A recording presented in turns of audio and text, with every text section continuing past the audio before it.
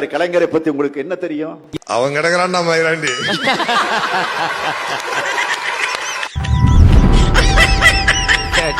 பையன் சார் இந்த பால்சாமி.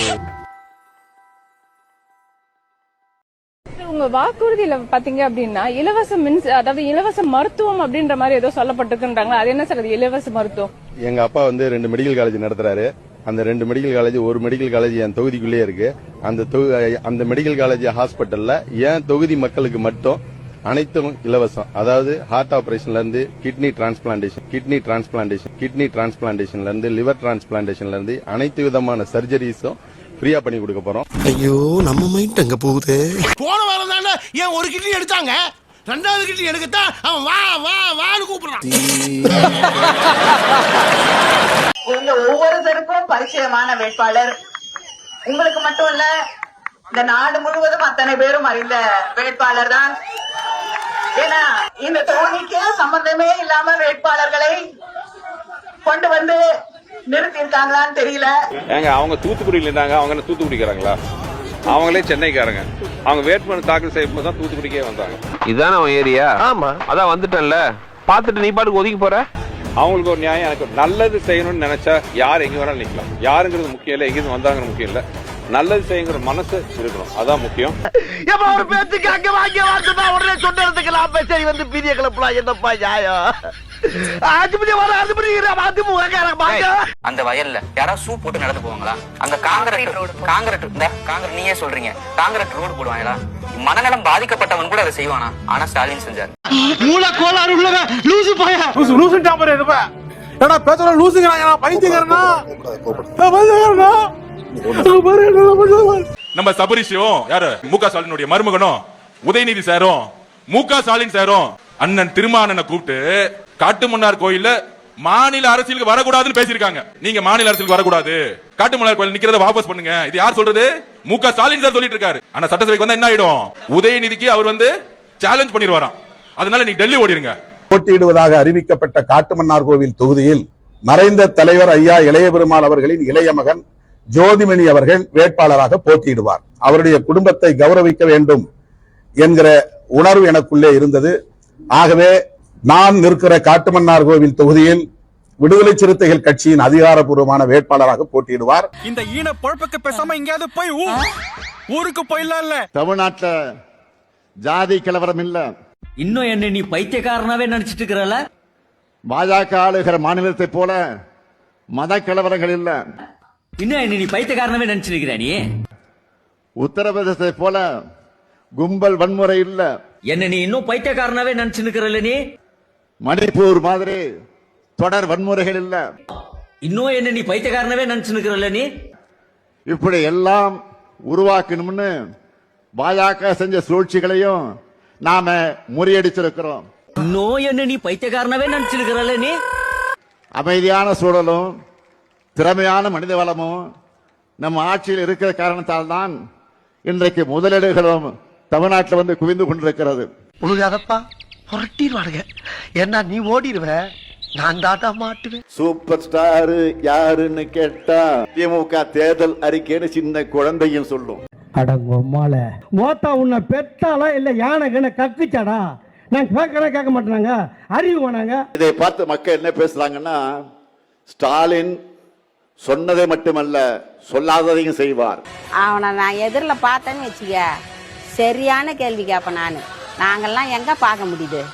அவன் ஆட்சியா பண்றான். அவன் மரியாதை தான் பேச தோணுது எனக்கு. வாயெல்லாம் கலப்பாத.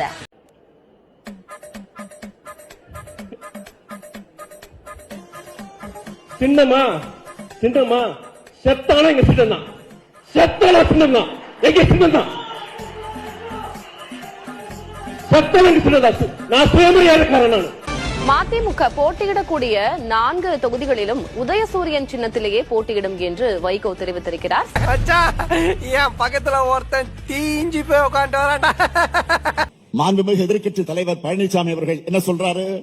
கருணாநிதி குடும்பத்தில் மட்டும் திரு ஸ்டாலின் பிறக்கவில்லை என்றால் ஒரு கவுன்சில் கூட ஆக முடியாது. நீ கேட்ட ஒவ்வொரு கேள்வி என்ன செருப்பால் அடிச்ச மாதிரி இருக்கடா. மாதிரி இல்ல, உண்மையிலே செருப்பால் தான் இருக்கு. அந்த அளவுக்கு திறமை இல்லாத ஒருவர் என்னை பற்றி விமர்சனம் செய்வதற்கு என்ன தகுதி இருக்குது? கரூர் மாவட்டத்தில் பேசுற செந்தில் பாலாஜி இருக்கிறதுல சொன்னாவே கத்துறீங்க. அப்படி செந்தில் பாலாஜி கரூர் மாவட்டத்தில் இருக்கிறதுனால அங்க வெற்றி பத்தி கவலைப்பட வேண்டியது இல்லையா? பொறுத்த வரைக்கும் எனக்கு எந்த கவலையும் இல்லை. உங்களுக்கே தெரியும், என்னுடைய இணைய சகோதரர் செந்தில் பாலாஜியுடைய மாவட்டம் இது. சரியான ஆப்பு வைக்க போறாரு, கவலைப்படாதீங்க. மக்கள் சரியான ஆப்பு கொடுப்பாங்களா இல்லையா? இந்த மாவட்டத்தில் ஒருத்தர் இருந்தார், அமைச்சர் செந்தில் பாலாஜி. அவரை பத்தி சொல்ல வேண்டிய அவசியமே இல்ல. இந்த கரூர் மாவட்டத்தை தன்னுடைய கட்டுப்பாட்டில் வச்சிருக்கு. கட்டுப்பாடுனா கொள்ளையடிக்கிறதுல, ஊழல் செய்யறதுல, லஞ்சம் வாங்குறதுல அந்த கட்டுப்பாட்டில் வச்சிருக்கிறார். சகோதரர் செந்தில் பாலாஜியுடைய மாவட்டம் இது. நிச்சயம் 100% வெற்றி உறுதி. பச்சோந்தி கூட கொஞ்சம் நேரம் கழிச்சு தான் கலர் மாறும். ஆனா அடிக்கடி கலர் மாறுகின்ற தலைவர் திமுக தலைவர் ஸ்டாலின். பாஸ், அப்ப நம்ம காட்டையும் கொடுக்கிறோம், கூட்டையும் கொடுக்கிறோம். எப்பொழுது பார்த்தாலும் நீங்கள் பேசுவது நான் முத்துவேல் கருணாநிதியுடைய மகன் என்கிறார். முத்துவேல் கருணாநிதி திருட்டு ரயில் வந்தார். 1000 பேரை பார்த்திருக்கிறேன், ஆனா உன்ன மாதிரி ஒரு டுபாக்கூரை நான் பார்த்ததே இல்ல. டுபாகூர்னா என்னடா? எந்த கொம்போனும் குறை சொல்ல முடியாத அளவிற்கு ஆட்சி நடத்தி கொண்டிருக்கிறார். அதுக்கு பேர் தான் டுபாகூர். தாவேகால என்ன கட்டமைப்பு இருக்கு? 234 தொகுதியில நிறுத்திருக்காங்க இப்போதைக்கு ஆளு. யாரு 106 பேர் வெளிக்கட்சிக்காரன்ல. அப்ப திமுக 30 அமைச்சர்கள். ஐயோ, எந்த ட்ரெண்ட்ல பேசினாலும் எந்த ரூட்ல போனாலும் விடவே மாட்டேங்கிறானே, நான் என்ன பண்ணுவேன்? சார், அதிமுகல இருந்து வந்தவங்க தான் நீங்க திமுக கட்டமைச்சு நின்னுட்டு இருக்காங்க. 70 வருஷ கட்சி, உங்களுக்கே ஒரு 30 அதிமுக அமைச்சர்கள் 70 வருஷ கட்சி இல்லங்க, 75 வருஷ கட்சி. உங்களுக்கு 75 வருஷ கட்சி. தப்பா சொல்லாதீங்க பஸ். மாமா கோவம் வந்துருச்சு. இனி அவர் மேல ஒரு அடி பட்டாலும் எரிமலை வெடிக்குண்டா. 75 வருஷ கட்சிக்கு ஒரு 30 எம்எல்ஏக்கள் அதிமுக கலந்து வேணும் அப்படிங்கும்போது தாவேக்காவுக்கு ஏன் இருக்க கூடாதுன்னு நினைக்கிறீங்க? உனக்கு வந்தா ரத்தம், எனக்கு வந்தா தக்காளி சட்னி. மொய்யால முட்டிக்கிட்டு மோதிக்கிட்டு ரத்த கை அடிக்கிறேன். உனக்கு தக்காளி சட்னி. இப்ப துரைமுருகன் அதிமுக கலந்து வந்தாரா? தாவேக்கா ஆராசா அதிமுக கலந்து வந்தாரா? சேகர்பாபு அவர்கள் இது வந்து ஒண்ணா? ஆமா, ஒண்ணுதான் சார். இன்னைக்கு என்ன தீர்மானத்தோட வந்திருக்கான் தெரியலடா சாமி. நாளைக்கு விமல் சொல்றாரு, நடிகர் விமல், அடுத்த விஜய் நான் தான் சொல்றாரு. உங்களுக்கு அதை ஏற்றுக்கொள்ள மனம் இருக்கா? ஏத்துக்கிறீங்களா? யோகி பாபு சொன்னா ஒத்துக்கிறீங்களா? ஏத்துக்குவோம் சார். உதயநிதி ஏத்துக்கிறோமே.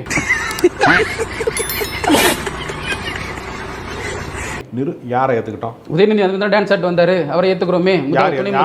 முதல்வரா நாங்க ஏத்துக்கிட்டா? யார் ஏத்துக்கிட்டா? மக்கள் ஏத்துக்கிட்டா, அவர் எம்எல்ஏ ஆனாரு. திமுக காரன் ஏத்துக்கிட்டா, அவர் அமைச்சர் ஆனாரு. ஏத்துறதுனால தான் மக்கள் ஏத்துக்கிற மாதிரி ஒரு பிம்பத்தை உருவாக்குறீங்க. தூக்கி உரசி ஐயா வெப்ப நம்பாதீங்க. அப்படிலாம் உரசி எங்கேயுமே எந்த நல்லா சொன்னாங்க. உள்ள புல்லு கம்பிடா.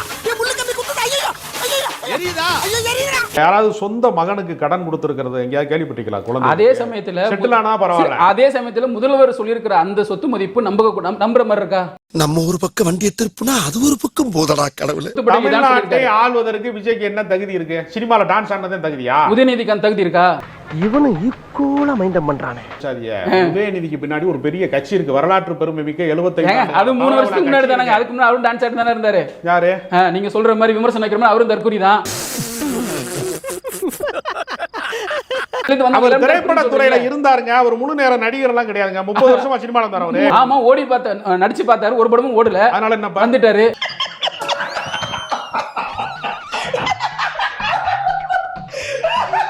கரூர் சம்பவத்துல இங்க வந்து தாவேக்கா பொறுப்புல இருக்கக்கூடிய மதியழகன் இப்ப வந்து எம்எல்ஏ கேண்டிடேட்டா நிக்கிறாரு. தாவேக்கா அறிவிச்சிருக்காங்க. அவரு அதே கரூர் சம்பவத்துக்கு அப்புறம் கரூர் மக்களை சந்திக்கிறாரு. சரி. ஆனா அந்த இடத்துல அவ்வளவு ஆம்புலன்ஸ் வந்து மக்களை போய் உடனே சந்திச்ச செந்தில் பாலாஜி அவர்கள் கோவையில நிக்கிறாரு. ஏன் கரூர்ல திரும்ப நிக்க வேண்டியதானே அவரு? மாட்டிக்கிட்ட பங்கு இல்ல, அதற்கு வேறு காரணங்கள். என்ன வேறு காரணம்? என்ன காரணம்னா மக்கள் திருப்ப தண்டனை கொடுத்துருவாங்கன்னா. கரூர் பிரச்சனை இவ்வளவு பெரிய பிரச்சனையா இருக்கு. அங்க கிரவுண்ட் லெவல்ல போய் அன்பில் மகேஷும் செந்தில் பாலாஜியும் நின்று அங்க மக்களுக்கு ஹெல்ப் பண்ணியிருக்காங்க. அப்படிங்கும்போது மக்களுடைய ஆதரவு அவங்களுக்கு தானே பெருவாரியா இருக்கும். அப்ப அவங்க தான் அங்க நின்று இருக்கணும். என்ன பண்றது தெரியல. கரூர் சம்பவத்துல திமுகவுக்கு சம்பந்தம் இல்லைங்கிறீங்க. உதவி செய்வதற்காக போனவங்க அவங்க. நீங்க உதவி செய்ய போனவர்களை மீது வந்து அவங்க தான் காரணம்னு சொல்றது வந்து ஏற்புடையது அல்ல. டேய் டேய் டேய், இந்த ஆக்ட் குடுக்குற வேலையெல்லாம் என்கிட்ட வச்சுக்காதடா. ஒன்ன கேப் மாதிரி இடுப்பா வெட்டி போடுறேன்.